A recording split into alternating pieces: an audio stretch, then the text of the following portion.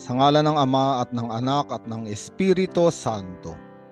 Panginoon, isugo mo ang iyong Espiritu at pagpanibaguhin mo ang muka ng aming mundo.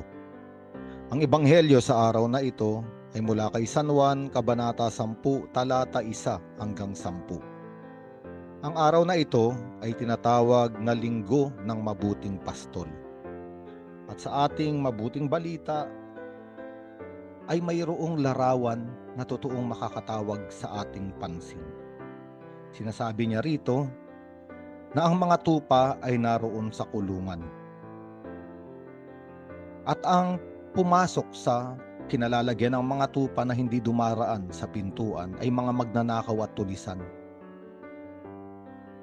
Sila ay naroon upang saktan, wasakin, pagkalatin at patayin ang mga tupa.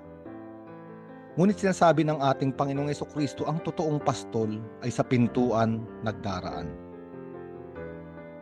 At kapag dumating na ang totoong pastol, tinatawag niya ang kanyang mga tupa sa kani-kanilang pangalan at inilalabas sa kulungan. At kapag nakalabas na sila sa kanilang kulungan, mangunguna ang mabuting pastol at ang mga tupa ay susunod sa kanya. Makikita natin ang tagpong ito at maiugnay ito sa ating buhay. Ang kawan na nakakulong ay ang sangkatauhan. Maaring di tayo nakakulong sa pisikal at literal na bilangguan. Ngunit ang sangkatauhan ay nakulong sa kahinaan, kamalian at kasalanan. Kaya nga, dumarating si Jesucristo bilang totoong pastol upang tayo ay tawagin isa-isa at ilabas sa ating mga kulungan. Isang napakagandang salita ay tinawag niya ang bawat tupa sa kanyang pangalan.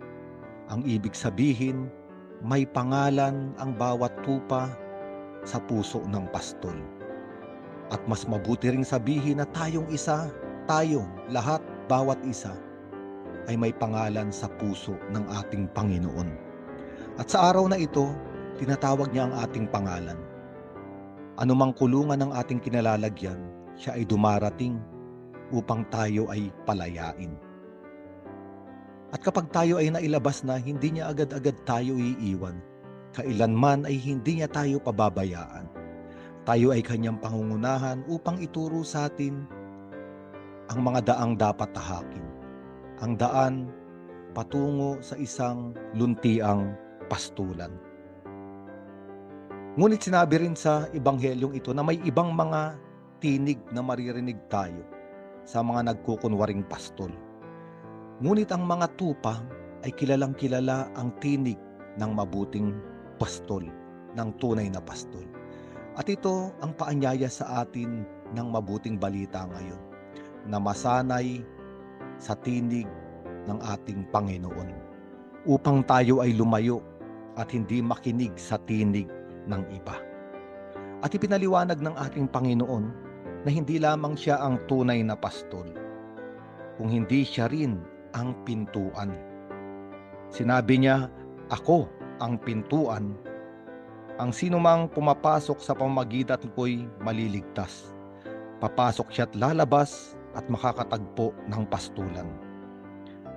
Ang ibig sabihin, ang Panginoon ang tanging daanan patungo sa kaligtasan.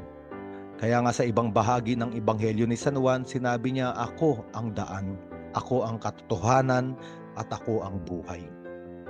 Ang Panginoong Jesucristo ang naging pintuan ng sangkatauhan upang ang kamatayan ay mawasak, mabuksan, at ang lahat ng tao ay magkaroon ng pagkakataong pumasok sa buhay na walang hanggan.